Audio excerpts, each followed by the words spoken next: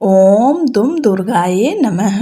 जय श्री कृष्णा। आप सबका अपने चैनल पुण्य धर्म में स्वागत है। आज चैत्र नवरात्रि का 5वां दिन है। तारीख है 23 और दिन है सोमवार का। नवरात्र के 5वें दिन दुर्गा सप्तशती के 9वें और 10वें अध्याय का श्रवण किया जाता है। दुर्गा सप्तशती केवल एक धार्मिक ग्रंथ नहीं है, बल्कि यह माँ आदिशक्ति की दिव्य ऊर्जा का स्रोत है, जिसमें माँ दुर्गा के विभिन्न रूपों और उनकी शक्तियों का वर्णन किया गया है। जो भी व्यक्ति सच्चे मन से इन अध्यायों का श्रवण करता है, उसके जीवन में आने वाली बाधाएं, कष्ट और परेशानियां धीरे धीरे समाप्त होने लगती है। माँ दुर्गा अपने भक्तों की रक्षा करती हैं और उन्हें हर संकट से बाहर निकालती हैं।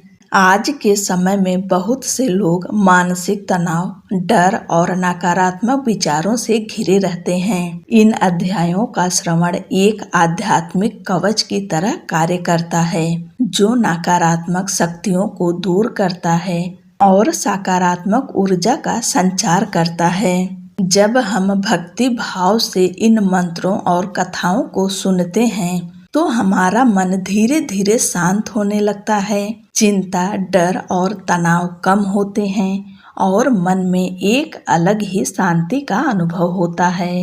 इन अध्यायों का प्रभाव केवल व्यक्ति पर ही नहीं, बल्कि उसके पूरे घर और वातावरण पर भी पड़ता है। जहाँ यह पाठ होता है, वहाँ सकारात्मक ऊर्जा बढ़ती है और घर में सुख, शांति और समृद्धि का वास होता है। लेकिन याद रखिए, केवल सुनना ही पर्याप्त नहीं है। श्रद्धा, विश्वास और समर्पण भी उतना ही आवश्यक है। जब आप सच्चे मन से इन अध्यायों को सुनते हैं, तो माँ दुर्गा स्वयं आपके जीवन में सकारात्मक परिवर्तन लाती हैं। तो आइए माँ दुर्गा की कृपा पाने के लिए पूरी श्रद्धा और विश्वास के साथ दुर्गा सप्तशती के 9वें और 10वें अध्याय का श्रवण करें। उससे पहले आप देवी कवच, अर्गला स्तोत्रम, कीलक स्तोत्रम, इन तीनों को सुनने के बाद अध्याय को सुनेंगे। देवी कवचम। मार्कंडे जी ने कहा, पितामह, जो इस संसार में परम गोपनीय तथा सभी मनुष्यों की सब प्रकार से रक्षा करने वाला है और जो अब तक आपने दूसरे किसी के सामने प्रकट नहीं किया हो, ऐसा कोई साधन मुझे बताइए। ब्रह्मा जी बोले, ब्रह्मान, ऐसा साधन तो एक देवी का कवच ही है, जो गोपनीय से भी परम गोपनीय, पवित्र तथा संपूर्ण प्राणियों का उद्धार करने वाला है। महामुने, उसे श्रवण करो। देवी की 9 मूर्तियां हैं, जिन्हें 9 दुर्गा कहते हैं। उनके पृथक पृथक अर्थात अलग अलग नाम बतलाए जाते हैं। प्रथम नाम शैलपुत्री है, दूसरी मूर्ति का नाम ब्रह्मचारिणी है, तीसरा स्वरूप चंद्रघंटा के नाम से प्रसिद्ध है, चौथी मूर्ति को कुष्मांडा कहते हैं, 5वीं दुर्गा का नाम स्कंद माता है, देवी के छठे रूप को कात्यायनी कहते हैं, 7वां कालरात्रि और 8वां स्वरूप महागौरी के नाम से प्रसिद्ध है, 9वीं दुर्गा का नाम सिद्धिदात्री है। ये सब नाम सर्वज्ञ महात्मा वेद भगवान के द्वारा ही प्रतिपादित हुए हैं। जो मनुष्य अग्नि में जल रहा हो, रणभूमि में शत्रु से घिर गया हो, विषम संकट में फंस गया हो तथा इस प्रकार भय से आतुर होकर जो भगवती की शरण में प्राप्त हुए हों, उनका कभी अमंगल नहीं होता। युद्ध के समय में संकट में पड़ने पर भी उनके ऊपर कोई विपत्ति नहीं दिखाई देती। उन्हें शोक, दुख और भय की प्राप्ति नहीं होती। जिन्होंने भक्ति पूर्वक देवी का स्मरण किया है, उनका निश्चय ही अभ्युदय होता है। देवेश्वरी, जो तुम्हारा चिंतन करते हैं, उनकी तुम निसंदेह रक्षा करती हो। चामुंडा देवी प्रेत पर आरूढ़ होती हैं, वाराही भैंस पर सवारी करती हैं, ऐन्द्री का वाहन ऐरावत हाथी है, वैष्णो देवी गरुड़ पर ही आसन जमाती हैं। माहेश्वरी वृषभ पर आरूढ़ होती हैं। कौमारी का वाहन मयूर है। भगवान विष्णु की प्रियतमा लक्ष्मी देवी कमल के आसन पर विराजमान हैं और हाथों में कमल धारण किए हुए हैं। वृषभ पर आरूढ़ ईश्वरी देवी ने श्वेत रूप धारण कर रखा है। ब्राह्मी देवी हंस पर बैठी हुई हैं और सब प्रकार के आभूषणों से विभूषित हैं।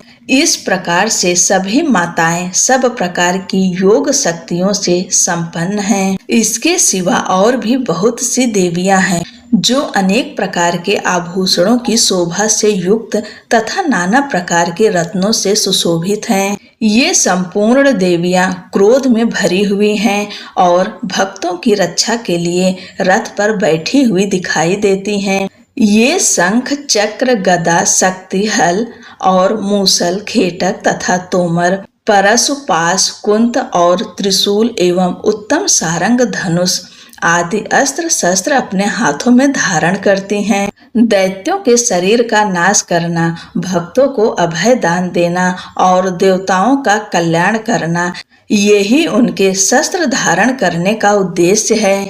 महान रौद्र रूप, अत्यंत घोर पराक्रम, महान बल और महान उत्साह वाली देवी, तुम महान भय का नाश करने वाली हो, तुम्हें नमस्कार है। तुम्हारी ओर देखना भी कठिन है। शत्रुओं का भय बढ़ाने वाली जगदम्बिके, मेरी रक्षा करो। पूर्व दिशा में ऐन्द्री, इंद्र शक्ति मेरी रक्षा करें। अग्नि कोण में अग्नि शक्ति मेरी रक्षा करें। दक्षिण दिशा में वाराही तथा नैऋत्य कोण में खंडक धारणी मेरी रक्षा करें। पश्चिम दिशा में वारुणी और वायव्य कोण में मृग पर सवारी करने वाली देवी मेरी रक्षा करें। उत्तर दिशा में कौमारी और ईशान कोण में शूल धारणी रक्षा करें। ब्राह्मणी, तुम ऊपर की ओर से मेरी रक्षा करो और वैष्णवी देवी नीचे की ओर से मेरी रक्षा करें। इसी प्रकार 100 को अपना वाहन बनाने वाली चामुंडा देवी दसों दिशाओं से मेरी रक्षा करें। जया आगे से और विजया पीछे की ओर से मेरी रक्षा करें। वाम भाग में अजिता और दक्षिण भाग में अपराजिता रक्षा करें। उद्योतनी शिखा की रक्षा करें। उमा मेरे मस्तक पर विराजमान होकर रक्षा करें। ललाट में मालाधारी रक्षा करें और यशस्विनी मेरी भौहों का संरक्षण करें। भौहों के मध्य भाग में त्रिनेत्रा और नथुनों की यमघंटा देवी रक्षा करें। दोनों नेत्रों के मध्य भाग में शंखिनी और कानों में द्वारवासिनी रक्षा करें। कालिका देवी कपोलों की तथा भगवती शांकरी कानों के मूल की रक्षा करें। नासिका में सुगंधा और ऊपर के होठ में चर्चिका देवी रक्षा करें। नीचे के होठ में अमृत कला तथा जिह्वा में सरस्वती देवी रक्षा करें। कौमारी दांतों की और चंडिका कंठ प्रदेश की रक्षा करें। चित्र घंटा गले की घाटी की और महामाया तालु में रहकर रक्षा करें। कामाक्षी ठोड़ी की और सर्वमंगला मेरी वाणी की रक्षा करें। भद्रकाली ग्रीवा में और धनुर्धरी पृष्ठवंश अर्थात मेरुदंड में रहकर रक्षा करें। कंठ के बाहरी भाग में नील ग्रीवा और कंठ की नली में नलकुबरी रक्षा करें। दोनों कंधों में खड्गिनी और मेरी दोनों भुजाओं की वज्र धारणी रक्षा करें। दोनों हाथों में दंडनी और अंगुलियों में अंबिका रक्षा करें। शूलेश्वरी नखों की रक्षा करें। कुलेश्वरी कुच्छी अर्थात पेट में रहकर रक्षा करें। महादेवी दोनों स्तनों की और शोक विनाशिनी देवी मन की रक्षा करें। ललिता देवी हृदय में और शूल धारणी उदर में रहकर रक्षा करें। नाभि में कामिनी और गुहे भाग की गुहेश्वरी रक्षा करें। पूतना और कामिका लिंग की और महेश वाहिनी गुदा की रक्षा करें। भगवती कटी भाग में और विंध्यवासिनी घुटनों की रक्षा करें। संपूर्ण कामनाओं को देने वाली महाबला देवी दोनों पिंडलियों की रक्षा करें। नरसिंही दोनों घुट्टियों की और तेजसी देवी दोनों चरण के पृष्ठ भाग की रक्षा करें।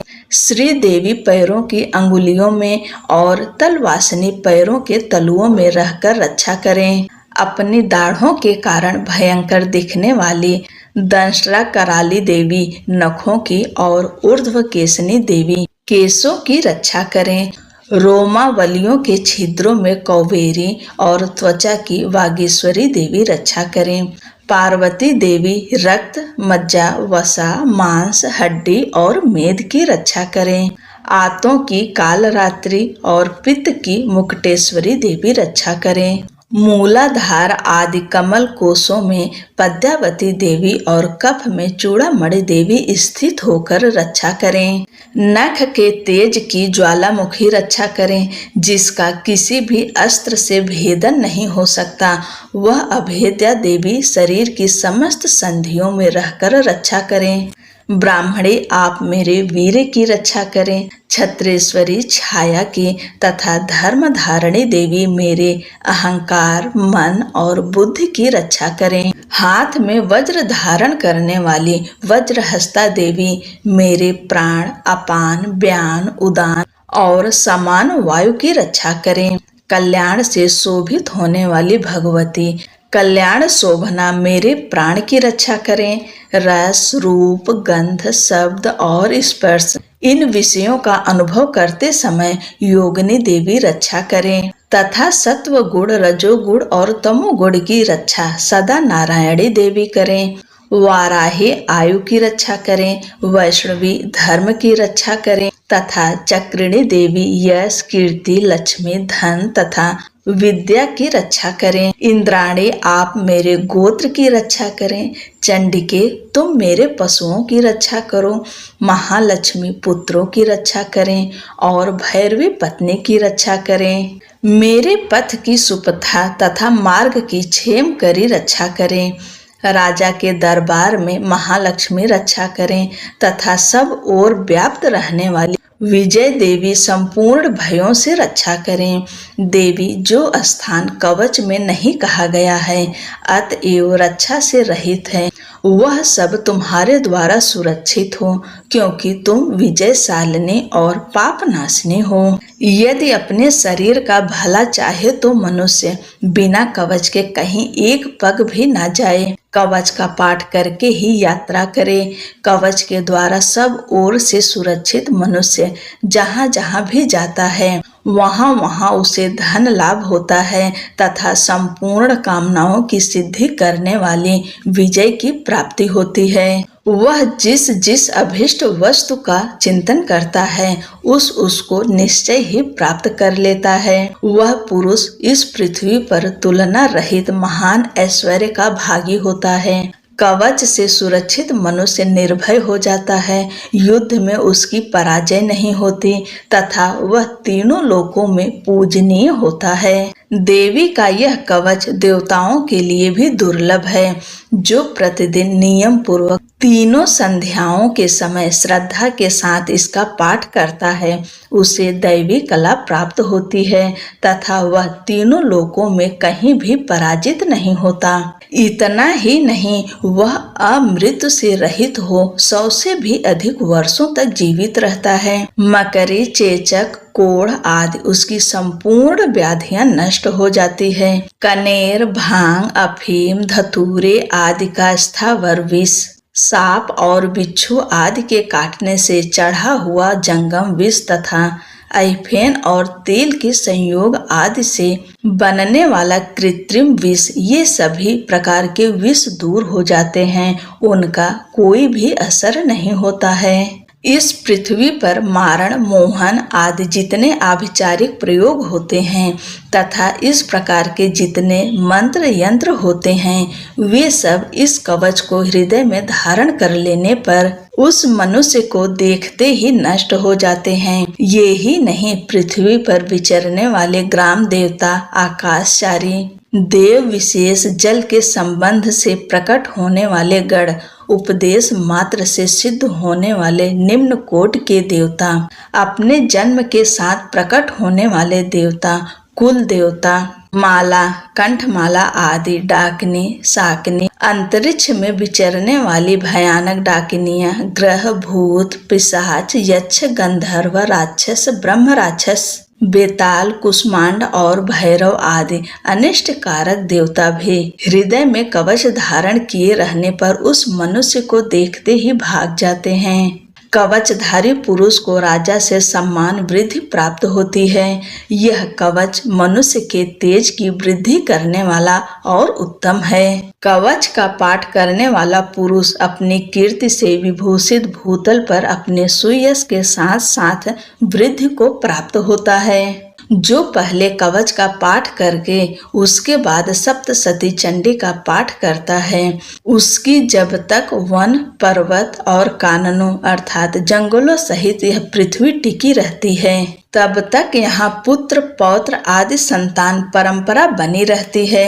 फिर देह का अंत होने पर वह पुरुष भगवती महामाया के प्रसाद से उस नित्य परम पद को प्राप्त होता है, जो देवताओं के लिए भी दुर्लभ है। वह सुंदर दिव्य रूप धारण करता और कल्याणमय शिव के आनंद का भागी होता है।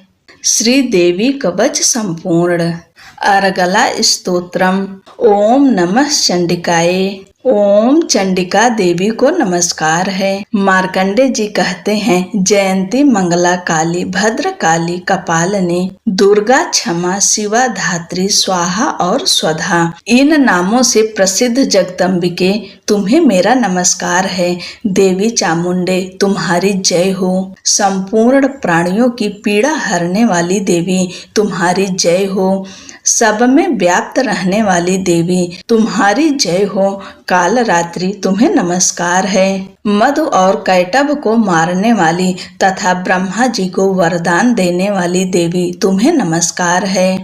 तुम मुझे रूप दो, जय दो, यश दो और काम क्रोध आदि शत्रुओं का नाश करो। महिषासुर का नाश करने वाली तथा भक्तों को सुख देने वाली देवी तुम्हें नमस्कार है।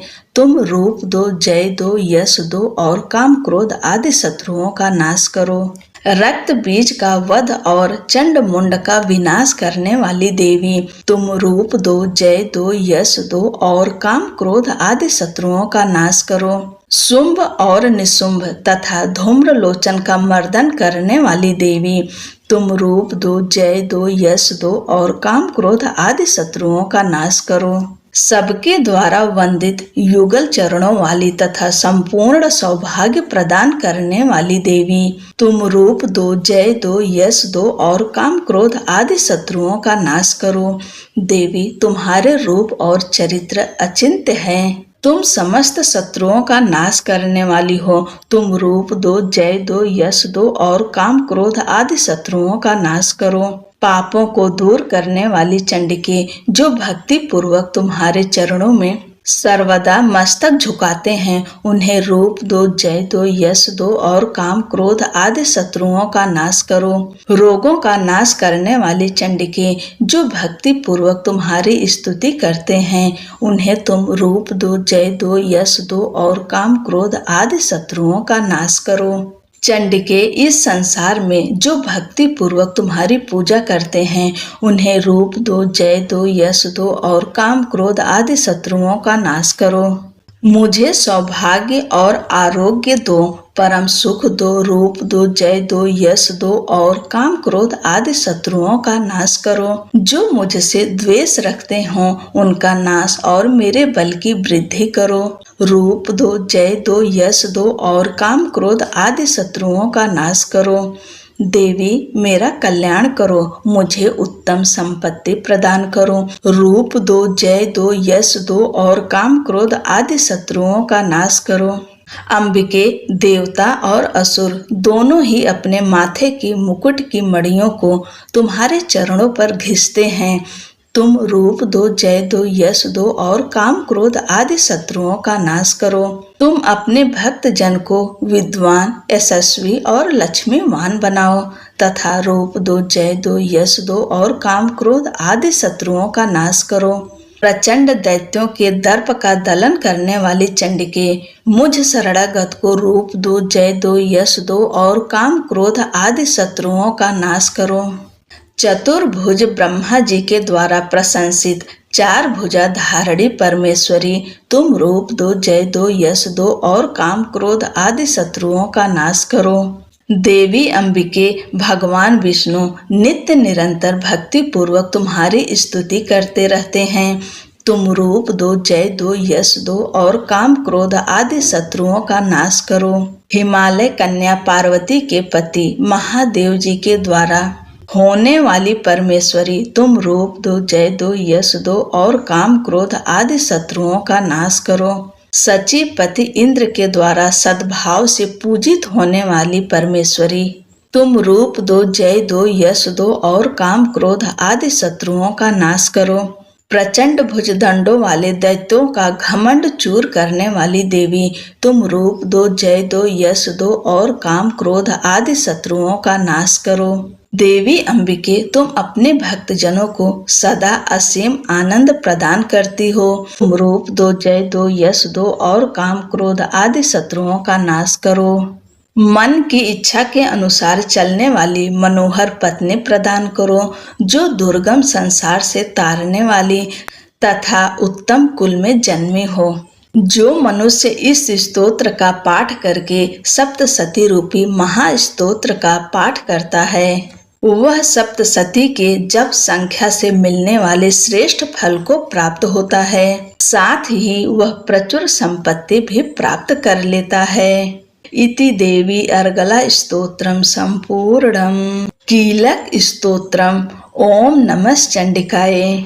मार्कंडे जी कहते हैं, विशुद्ध ज्ञान ही जिनका शरीर है, तीनों वेद ही जिनके 3 नेत्र हैं, जो कल्याण प्राप्ति के हेतु हैं तथा अपने मस्तक पर अर्धचंद्र धारण करते हैं, उन भगवान शिव को नमस्कार है।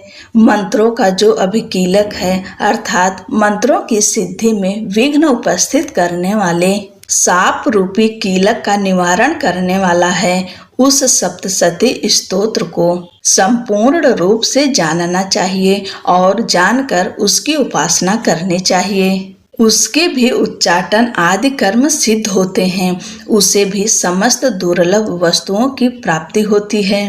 तथापि जो अन्य मंत्रों का जप न करके केवल इस सप्तसती नामक स्तोत्र से ही देवी की स्तुति करते हैं, उन्हें स्तुति मात्र से ही सच्चिदानंद स्वरूपिणी देवी सिद्ध हो जाती हैं। उन्हें अपने कार्य की सिद्धि के लिए मंत्र, औषधि तथा अन्य किसी साधन के उपयोग की आवश्यकता नहीं रहती।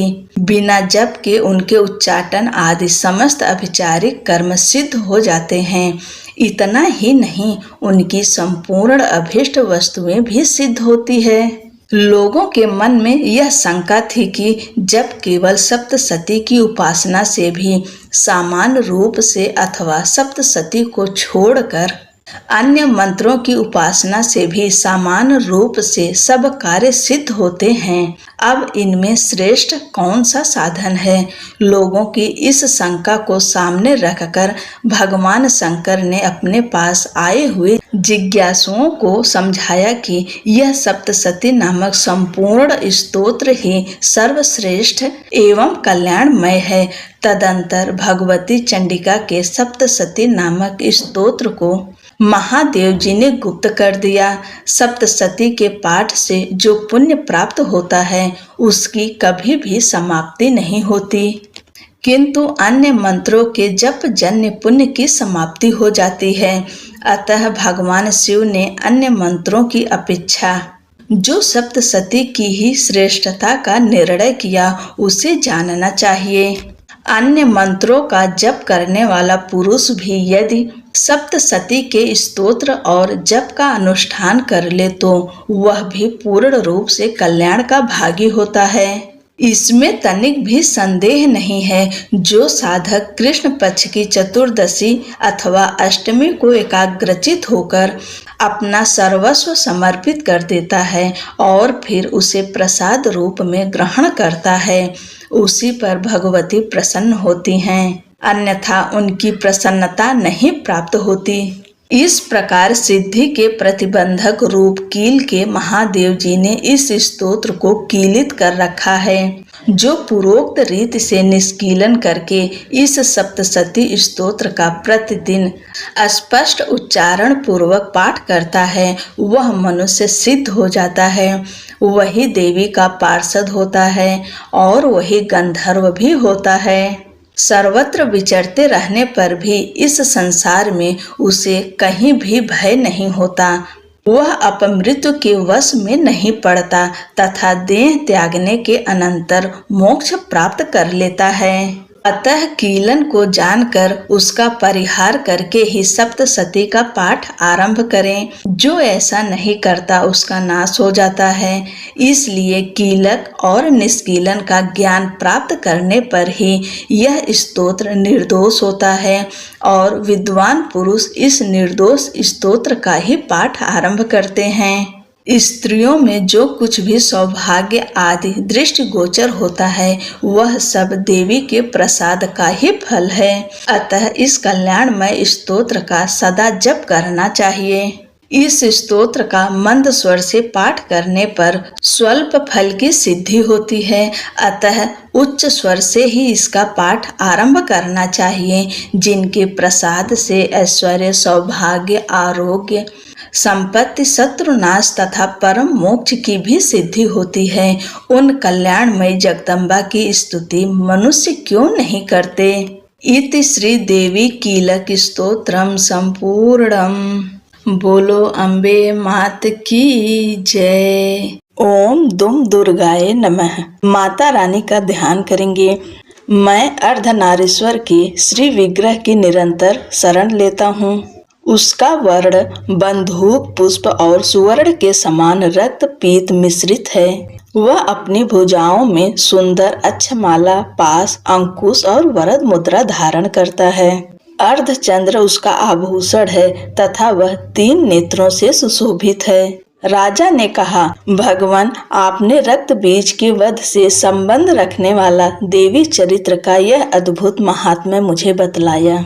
अब रक्त बीज के मारे जाने पर अत्यंत क्रोध में भरे हुए शुंभ और निशुंभ जो कर्म किया उसे मैं सुनना चाहता हूँ। ऋषि कहते हैं, राजन, युद्ध में रक्त बीज तथा अन्य दैत्यों के मारे जाने पर शुंभ और निशुंभ के क्रोध की सीमा न रही।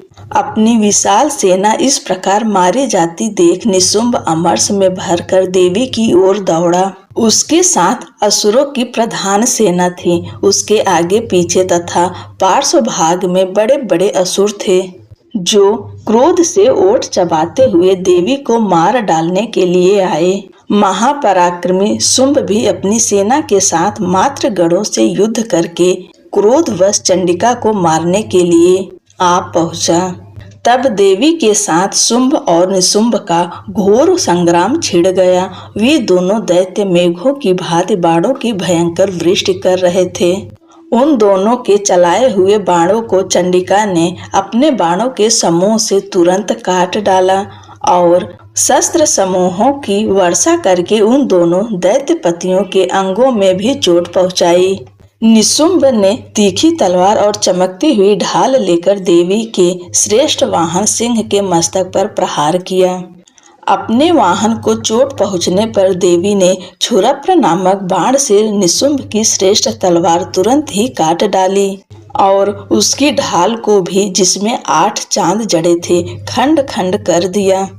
ढाल और तलवार के कट जाने पर उस असुर ने शक्ति चलाई, किंतु सामने आने पर देवी ने चक्र से उसे भी 2 टुकड़े कर दिए। अब तो निशुंभ क्रोध से जल उठा और उस दानव ने देवी को मारने के लिए शूल उठाया, किंतु देवी ने समीप आने पर उसे भी मुक्के से मारकर चूर्ण कर दिया। तब उसने गदा घुमाकर चंडी के ऊपर चलाई, परंतु वह भी देवी के त्रिशूल से कटकर भस्म हो गई। तदंतर दैत्यराज निशुंभ को फरसा हाथ में लेकर आते देख देवी ने बाण समूहों से घायल कर धरती पर सुला दिया।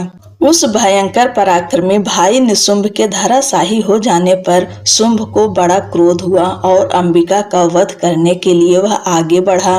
रथ पर बैठे ही उत्तम आयुधों से सुशोभित अपनी बड़ी बड़ी 8 अनुपम भुजाओं से समूचे आकाश को ढक कर वह अद्भुत शोभा पाने लगा।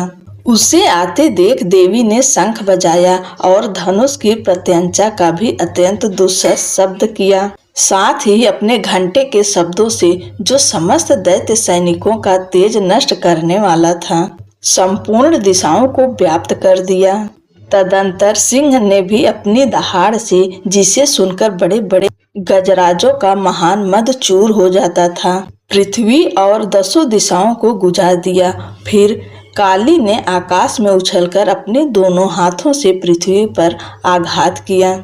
उससे ऐसा भयंकर शब्द हुआ जिससे पहले के सभी शब्द शांत हो गए। तत्पश्चात शिवदूती ने दैत्यों के लिए अमंगलजनक अट्टहास किया। इन शब्दों को सुनकर समस्त असुर थर्रा उठे, किंतु शुंभ को बड़ा क्रोध हुआ। उस समय देवी ने जब शुंभ को लक्ष्य करके कहा, ओ दुरात्मन, खड़ा रह, खड़ा रह, तभी आकाश में खड़े हुए देवता बोल उठे, जय हो, जय हो। शुंभ ने वहां आकर ज्वालाओं से युक्त अत्यंत भयानक शक्ति चलाई। अग्निमय पर्वत के समान आती हुई उस शक्ति को देवी ने बड़े भारी लोक से दूर हटा दिया। उस समय शुंभ के सिंहनाद से तीनों लोक गूंज उठे। राजन, उसकी प्रतिध्वनि से वज्रपात के समान भयानक शब्द हुआ, जिसने अन्य सब शब्दों को जीत लिया। शुंभ के चलाए हुए बाणों के देवी ने और देवी के चलाए हुए बाणों के शुंभ ने अपने भयंकर बाणों द्वारा सैकड़ों और हजारों टुकड़े कर दिए। तब क्रोध में भरी हुई चंडिका ने शुंभ को शूल से मारा। उसके आघात से मूर्छित हो वह पृथ्वी पर गिर पड़ा।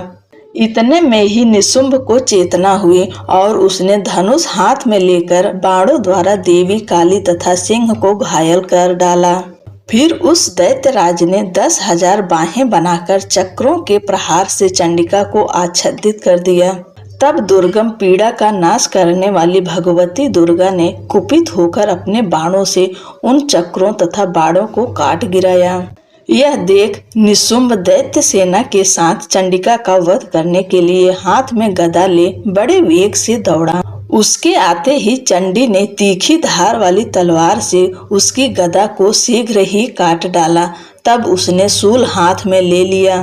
देवताओं को पीड़ा देने वाले निशुंभ को शूल हाथ में लिए आते देख चंडिका ने वेग से चलाए हुए अपने शूल से उसकी छाती छेद डाली।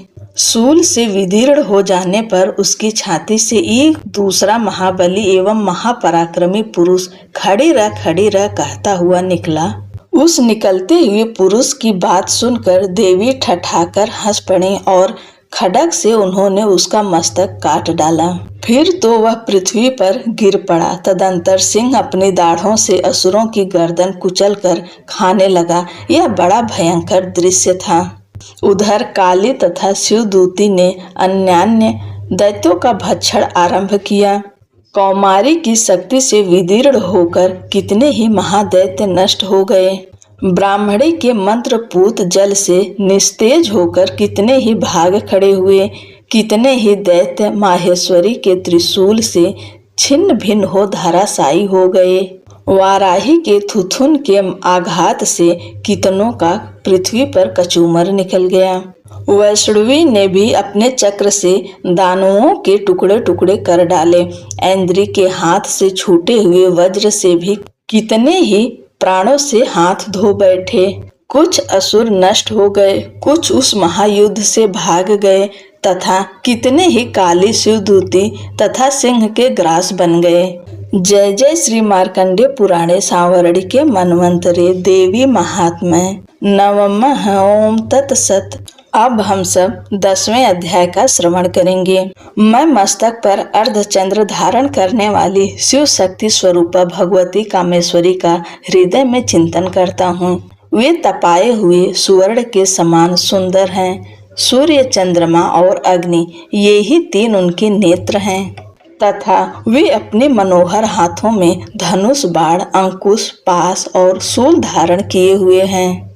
ऋषि कहते हैं, राजन, अपने प्राणों के समान प्यारे भाई निशुंभ को मारा गया देख तथा सारी सेना का संहार होता जान शुंभ ने कुपित होकर कहा, दुष्ट दुर्गे, तू बल के अभिमान में आकर झूठ मूठ का घमंड ना दिखा। तू बड़ी माननी बनी हुई है, किंतु दूसरी स्त्रियों के बल का सहारा लेकर लड़ती है।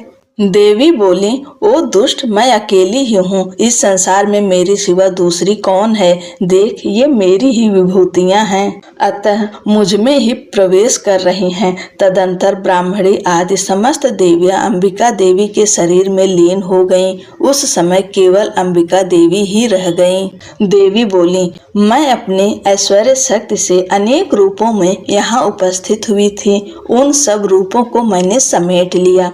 अब अकेली ही युद्ध में खड़ी हूँ, तू भी स्थिर हो जाओ। ऋषि कहते हैं, तदंतर देवी और शुंभ दोनों में सब देवताओं तथा दानवों को देखते देखते भयंकर युद्ध छिड़ गया।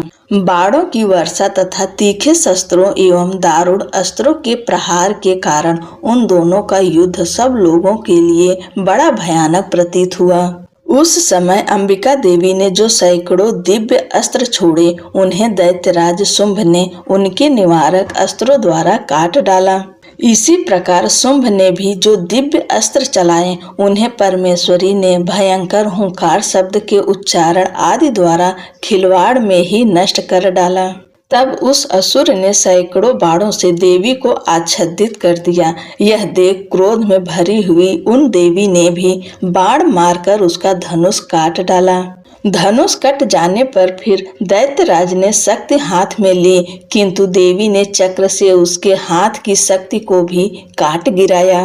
तत्पश्चात दैत्यों के स्वामी शुंभ ने 100 चांद वाली चमकती हुई ढाल और तलवार हाथ में ले उस समय देवी पर धावा किया। उसके आते ही चंडिका ने अपने धनुष से छोड़े हुए तीखे बाणों द्वारा उसकी सूर्य किरणों के समान उज्जवल ढाल और तलवार को तुरंत काट दिया। फिर उस दैत्य के घोड़े और सारथी मारे गए। धनुष तो पहले ही कट चुका था। अब उसने अंबिका को मारने के लिए उद्धत हो भयंकर मुदगर हाथ में लिया। उसे आते देख देवी ने अपने तीक्ष्ण बाणों से उसका मुदगर भी काट डाला। तिस पर भी वह असुर मुक्का तानकर बड़े वेग से देवी की ओर झपटा और दैत्यराज ने देवी की छाती में मुक्का मारा। तब उस देवी ने भी उसकी छाती में एक चाटा जड़ दिया।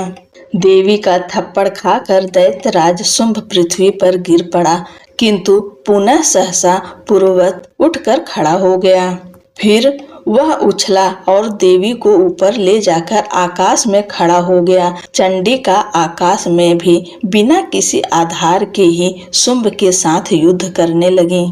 उस समय दैत्य और चंडिका आकाश में एक दूसरे से लड़ने लगे।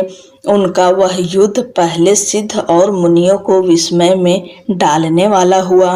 फिर अंबिका ने शुंभ के साथ बहुत देर तक युद्ध करने के पश्चात उसे उठाकर घुमाया और पृथ्वी पर पटक दिया। पटके जाने पर पृथ्वी पर आने के बाद वह दुरात्मा दैत्य पुनः चंडिका का वध करने के लिए उनकी ओर बड़े वेग से दौड़ा। तब समस्त दैत्यों के राजा शुंभ को अपनी ओर आते देख देवी ने त्रिशूल से उसकी छाती छेद कर उसे पृथ्वी पर गिरा दिया। देवी के शूल की धार से घायल होने पर उसके प्राण पखेरु उड़ गए और वह समुद्रों, द्वीपों तथा पर्वतों सहित समूची पृथ्वी को कपाता हुआ भूमि पर गिर पड़ा। तदंतर उस दुरात्मा के मारे जाने पर संपूर्ण जगत प्रसन्न एवं पूर्ण स्वस्थ हो गया तथा आकाश स्वच्छ दिखाई देने लगा।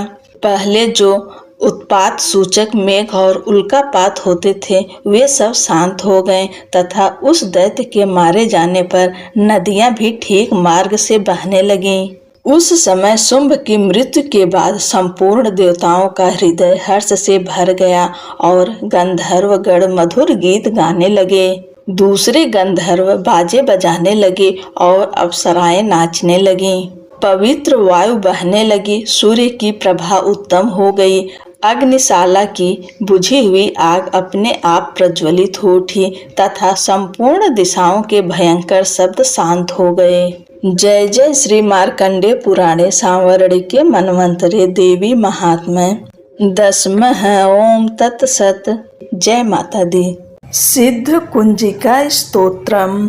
शिव जी बोले, देवी सुनो, मैं उत्तम कुंजिका स्तोत्र का उपदेश करूंगा, जिस मंत्र के प्रभाव से देवी का जप पाठ सफल होता है। कवच, अर्गला, कीलक, रहस्य, सूक्त, ध्यान, न्यास, यहाँ तक कि अर्चन भी आवश्यक नहीं है। केवल कुंजिका के पाठ से दुर्गा पाठ का फल प्राप्त हो जाता है। यह कुंजिका अत्यंत गुप्त और देवों के लिए भी दुर्लभ है। हे पार्वती, स्वयोनि की भांति प्रयत्न पूर्वक गुप्त रखना चाहिए। यह उत्तम कुंजिका स्तोत्र केवल पाठ के द्वारा मारण, मोहन, वशीकरण, स्तंभन और उच्चाटन आदि आभिचारिक उद्देश्यों को सिद्ध करता है। मंत्र: ओम ऐं ह्रीं क्लीं चामुंडाय विच्चे। ओम ग्लौम होम क्लीम जोम सह ज्वाल ज्वाल ज्वल ज्वल प्रज्वल प्रज्वल ऐं ह्रीं क्लीं चामुंडाय विच्चे। ज्वल हम सम लम छम फट स्वाहा। मंत्र में आए बीजों का अर्थ जानना न संभव है, न आवश्यक और न ही वांछनीय, केवल जप पर्याप्त है। हे रुद्र रूपिणी, तुम्हें नमस्कार है। हे मधु दैत्य को मारने वाली, तुम्हें नमस्कार है। कैटभ विनाशिनी को नमस्कार। महिषासुर को मारने वाली देवी, तुम्हें नमस्कार है। शुंभ का हनन करने वाली और निशुंभ को मारने वाली, तुम्हें नमस्कार है। हे महादेवी, मेरे जप को जागृत और सिद्ध करो। ऐमकार के रूप में सृष्टि रूपिणी, ह्रीम के रूप में सृष्टि का पालन करने वाली, क्लीम के रूप में काम रूपिणी तथा अखिल ब्रह्मांड की बीज रूपिणी देवी, तुम्हें नमस्कार है। चामुंडा के रूप में तुम चंड विनाशिनी और ऐकार के रूप में वर देने वाली हो। विच्चय रूप में तुम नित्य ही अभय देती हो। इस प्रकार ऐं ह्रीं क्लीं चामुंडाय विच्चय, तुम इस मंत्र का स्वरूप हो। धाम धीम धोम के रूप में धुर्जटी अर्थात शिव की तुम पत्नी हो। वाम वीम ओम के रूप में तुम वाणी की अधीश्वरी हो। क्राम क्रीम क्रोम के रूप में कालिका देवी, साम सीम सोम के रूप में मेरा कल्याण करो।